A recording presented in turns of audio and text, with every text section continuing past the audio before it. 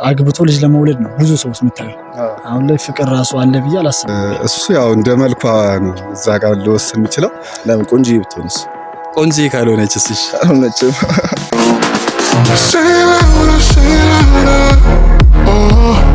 ሰላም ጤና ይስጥልኝ። እንኳን ወደ ኤቢ ሾው በሰላም መጣችሁ። ዛሬ በአዲስ አበባ ጎዳናዎች ላይ ዞር ብለን ፈንጂ የሆኑ ጥያቄዎችን አዘጋጅተናል። ፈንጂ ያልኩት ያለ ምክንያት አይደለም። ቪዲዮውን እስከ መጨረሻው ድረስ አብራችሁን በማየት ጥያቄውንና መልሶቹን አንድ ላይ ትከታተሉኛላችሁ። ዛሬ የሚገርም ታይም ነው የምናሳልፈው። የትም መሄድ አይቻልም። ሰብስክራይብም እያደረጋችሁ ወደ ቪዲዮ።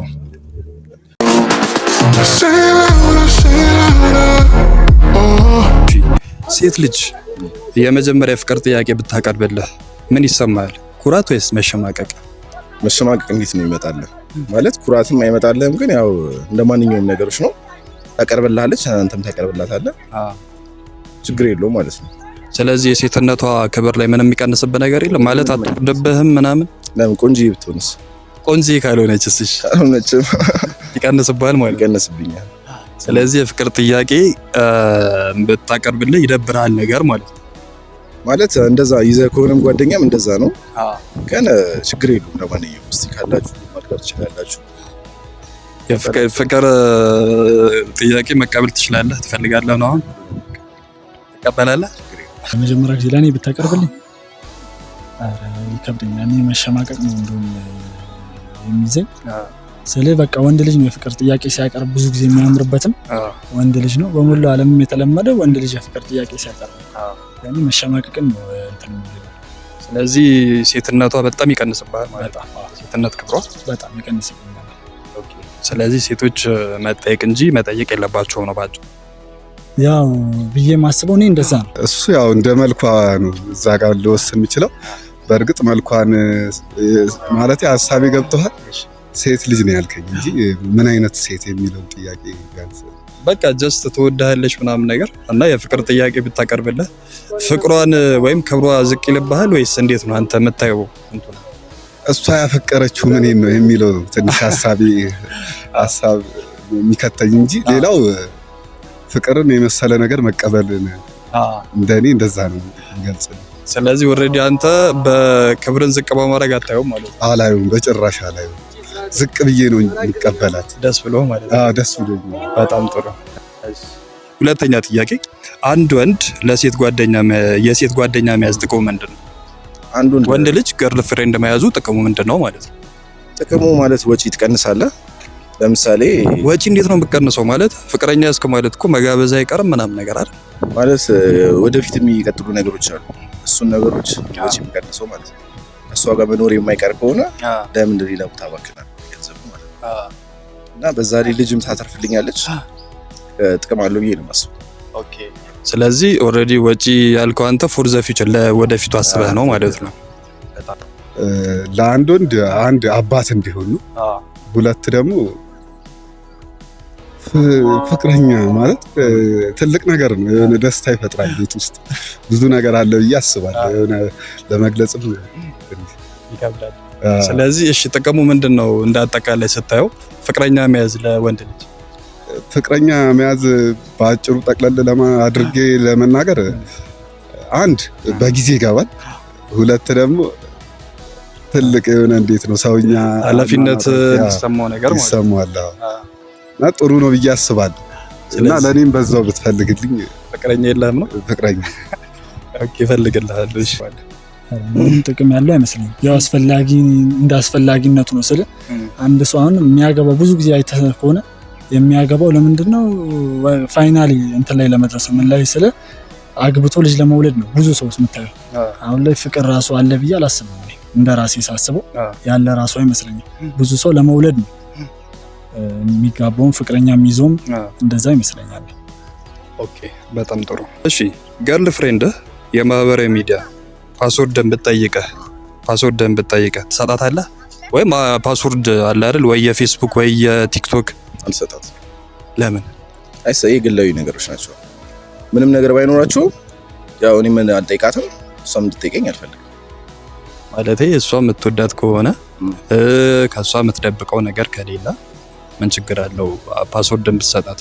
ፓስወርድ አለመስጠት ማለት እኮ የሆነ ነገር መደበቅ ማለት ነው አይመስልህም? አይ ችግር የለውም ማለት የሚደበቅ ነገር ነው ይሄ።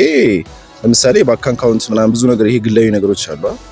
እንደዚህ አይነት ነገሮችን ሼር ማድረግ ምንም ጥቅም አለው ብዬ አልሰ እሺ አሁን የቴሌግራም ፓስወርድን ብትጠይቅህ ምን ችግር አለው? አይሰጥም እኮ የምትደብቃት ነገር ከሌለ የምትደብቃት ነገር ባይኖርም ግን ፓስወርድ አይሰጥም ብዬ ነው የማስበው። ይሄ በራሴ ያመንኩበት ነገሮች ስለሆኑ ጭራሽ በቃ አልሰጥም ነው። ፍቅረኛ ወይስ ባለቤት? ፍቅረኛ አልሰጣትም። ከሷ የምትደብቀው ነገር ሊኖር ይችላል ማለት ነው። ሊኖር ይችላል ያው ወንድ ልጅ አይደል ብዙ ነገራቶች ሊኖሩ ይችላል። የምትደብቀው ነገርም ሊኖር ይችላል። እኔ በበኩሌ አልሰጣትም። እሺ ለባለቤትስ ትሰጣታለህ? ለሷ ሰጣት ይችላል። ያው ይለያያል ብዬ ነው። ፍቅረኛና ባለቤት ለባለቤቴ ልሰጣት ይችላል። ለፍቅረኛ ግን ጭራሽ ነገ ከርታኝ ለምትሄደው ማንነት ማሳየት አያስፈልግም ማለት ነው። ስለዚህ አልሰጥሽም እያልክ አልሰጥሽም። በጣም እሰጣታለሁ። ለምን ብትል በየሰከንዱ ስለምቀይር ፓስወርዱን እቀይረዋለሁ። እሺ ፓስወርዱን እሷ የምታውቀው ከሆነና ውስጥ አንዴ ልግባ ብትልህስ? ኦልሬዲ አለ አይደል አውቀዋለች ፓስወርዱን ውስጥ ገብታ በቃ ነገሮችን ለበበር ምናምን ነገር ብትልህ ትፈቅድላታለህ? ምክንያቱም ፍቅረኛዬ ነች፣ ከሷ የሚደበቅ ነገር የለም። ምክንያቱም እዛ ጋር እሷን ከለከልኳት ማለት ጥርጣሬ፣ ከዛ ነው እንግዲህ ጥርጣሬ ደግሞ ታውቂያለሽ ፍቅርን ይቀንስብኛል። ለምን አካውንቱ እንዳለ አትወስዱ? ደስተኛ ነኝ። ስለዚህ ፓስወርድን ብትሰጣት ችግር የለውም። ችግር የለም።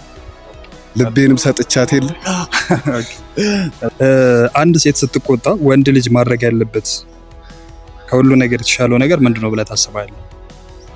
አንድ ሴት ስትቆጣ ማለት ነው መጀመሪያ ወንድ ልጅ ማድረግ ያለበት ነገር ምንድነው ብለህ ታስባለህ? የተሻለው ያው ሰከን ብሎ የእሷን ዲስ እስኪበርድ ድረስ ነገራቶች እስኪስተካከሉ ድረስ ያው ዝም ብሎ በትዕግስት ማሳለፍ ነው።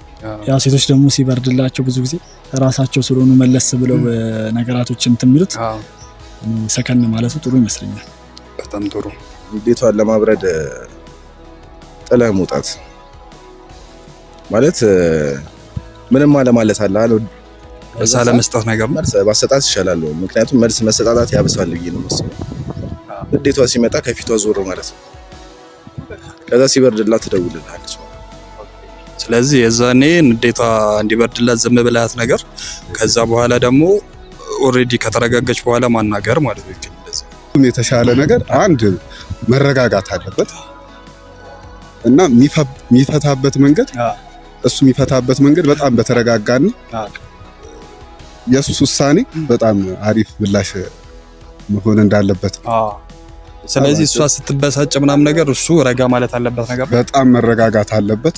ከቻለ ጥሎ መሄድ አለበት እና እንዴት ነው ኮንሰንትሬት ማድረግ አለበት ብዬ ኦኬ እሱ ተረጋግቶ ነው እሷን ሊያረጋጋት የሚችለው ነገር ማለት ነው። ምክንያቱም አንድ ሰው ለአንድ ሰው ወሳኝ ነገር ነው ብዬ ስለማስብ እዛ ጋር መፍትሄው ኔጌቲቭ ባይሆን ፖዚቲቭሊ ቢፈታው ችግሩን ብዬ አስባለሁ። ኦኬ ስለዚህ ዋናው የመጀመሪያው ፖይንት መረጋጋት ነው። መረጋጋት በጣም እሺ። ሴቶች ስለ ወንዶች በደንብ ያልተረዱት ትልቁ ነገር ምንድነው ትላለህ? ሴቶች ስለ ወንዶች ስለ ስራ ኖ በቃ አጠቃላይ የወንዶች ባህሪ ምናምን ነገር አለ አይደል ወይ በባህሪ ልንለው እንችላለን። በቃ ስለ ወንዶች አይረዱትም ሴቶች በቃ አይገባችሁም የምትለው ነገር ምንድነው? ባህሪያችን እንደዚህ ነው የምትለው ነገር ማለት ትንሽ እንትን የመኩራት ነገር አለባቸው። ምንም ሳይኖር በባዶ የሚባል ነገር እነሱ ጋር እና እሱ ነገር አለባቸው ትንሽ ይታይባቸዋል። ሌላ ሴት ሆነ ነው የምታውቀው እንጂ በጣም ጥሩ ከባድ ናቸው። ከባድ ነው ብዬ የማስበው ነገር ምንድነው ብዙ ሴቶች ላይ የምናየው ነገር ለምሳሌ ሀይድ ላይ ወር ታሞ ምናምን በሚሆኑበት ጊዜ ብዙ ጊዜ ወንዶች አይረዱንም፣ የኛም በሽታና የኛ ህመም ወንድ ልጅ አይረዳንም ብለው ያስባሉ። ሀይድ ላይ በሚታመሙበት ሰዓት ማለት ትልቁ ወንድ ልጅ አይረዳንም ብለው የሚያስቡት ነገር ቢኖር እሱ ነው። ስለዚህ በዛ ታይም አንተ ትረዳቸዋለህ ወይም በቃ ሁኔታውን ስለምታውቀው አንተ ትረዳቸዋለህ ነገር ማለት ነው። ህመሙ ስለ አላህ ባይደርስብህም ያው ሲባል ስትሰማ ምናምን ባለው ነገር ትረዳለህ፣ ግዴታ ነው። በቃ እኛን ወንዶች አላወቁንም የምትለው ነገር ሴቶች ማለት ነው ትልቁ ነገር ሴቶች ማለት ስለ ወንዶች በቃ ያልተረዱት ነገር ይሄ ነው የምትለው ነገር አለ አይደል? በጭራሽ ከባድ ጥያቄ ነው። በእርግጥ ግን ሁሉም ሴቶች የሆነ የሚረዱበት ስለሚለያይ ያንተ አንግል በቃ የቱኛው ነው? በቃ ይሄን ነገራችንን አያውቁልንም የምትለው ነው? በቃ አንዱን መጥቀስ ትችላለህ። ይሄን ነገራችንን አያውቁልንም ወይም አይረዱልንም ነገር አለ ብትነግራቸውም አይረዱም። እሱ እንዴት እንደሆነ ታውቃለህ? እኔ የምር ልቤን ከፍቼ ባሳያት ምን ያህል ለሷ ወርቅ እንደሆነ ብትረዳው ደስ ይለኛል። ግን ያን ነገር ማሳየት አልችልም። አሁን ልክ አሁን ለአንተ በቃል እንደነገርኩ እሷ ያን ነገር ትረዳኛለች የሚል ሀሳብ የለኝም። ፍቅርን የመረዳት አቅማችሁ ዝቅ ያለ ነው ነገር ነው? አይ አይደለም፣ በጭራሽ የሆነ ሊረዱት የማይችሉት ብዙ ነገር ስላለ እንደ ሰው ይለያያል ብዬ አስባለሁ። አብዛኛው ሴቶችስ የሚያመሳሰላቸው ይሄ በቃ አይረዱትም የምትለው ነገርስ? አይመሳሰላቸውም፣ አይረዱም የሚለው የሆነ ይፈጥራል፣ የሆነ የመቸኮል ነገር ይታይባቸዋል። ውሳኔ ላይ ነው ወይስ? ውሳኔ ላይ ያው እኔ ራሴን አጠፋለሁ፣ እኔ በቃ ጠልቶኛል፣ የሆነ ውሳኔያቸው በጣም ፈጣን ነው እንዴ ያስደነግጥ ይችላል በዛት እሱን ነገር ኦኬ እሱ ነገራችንን አይረዱትም በቃ ብለህ የምታስበው እሱን ነው ማለት ነው።